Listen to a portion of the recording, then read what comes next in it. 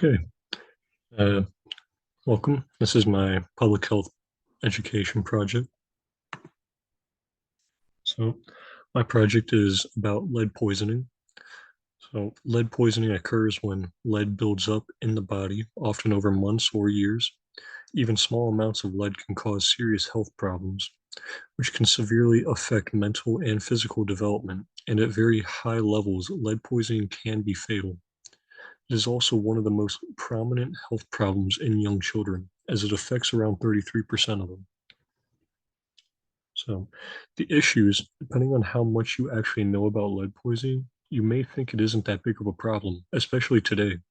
However, the World Health Organization's 2021 update of the public health impact of chemicals, knows and unknowns, estimate that nearly half of the 2 million lives lost to known chemicals exposure in 2019 were due to lead exposure. Along with that, World Health Organization, WHO for short, has identified lead as one of the 10 chemicals of major public health concern needing action by member states to protect the health of workers, children, and women of reproductive age. So, some of the risk factors, actually, there are three main risk factors involved in lead poisoning. Those include age. Infants and young children are more likely to be exposed to lead than are older children because young children absorb lead more easily and it's more harmful for them than it is for adults and older children. The second one is certain hobbies. Making stained glass and some jewelry requires the use of lead solder. The third one is living in developing countries. Developing countries often have less strict rules regarding exposure to lead than do developed countries. I just got my little image here if you want to look at that. So the next thing is, how do children get it and how does it affect them? So children don't have to worry about being poisoned by lead nearly as much as they used to, but that doesn't mean it's not possible because it is still very possible. Because absorbing lead-based paint used in houses that were built before 1978 is one easy way to get lead poisoning today still. For children, putting their hands, toys, and other items covered with lead dust in their mouths is another way.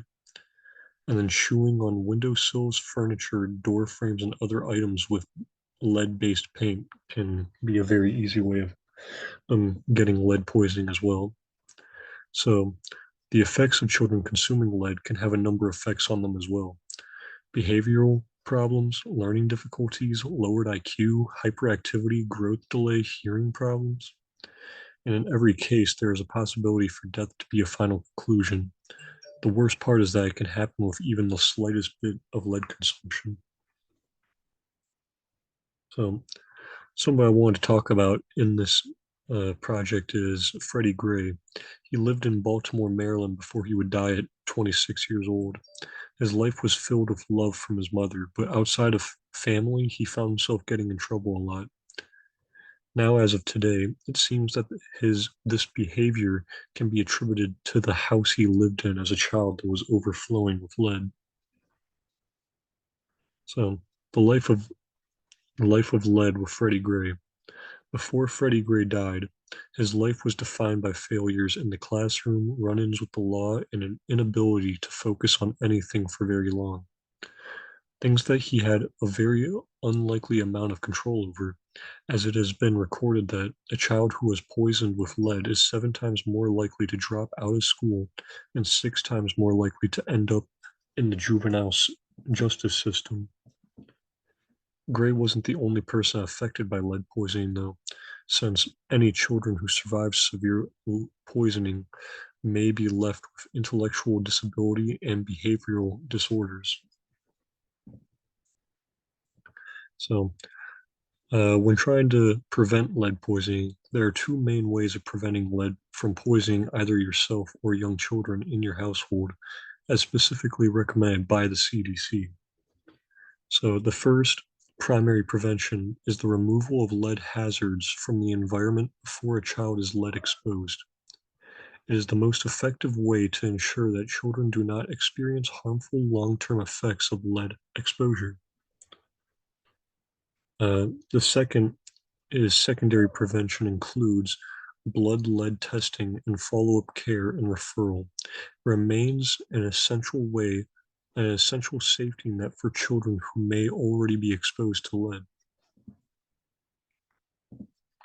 So, as a little final thing, always remember that it doesn't matter the amount of lead in your body. All levels can be harmful if not treated. And that brings us to the end of my uh, presentation here. These are just my references.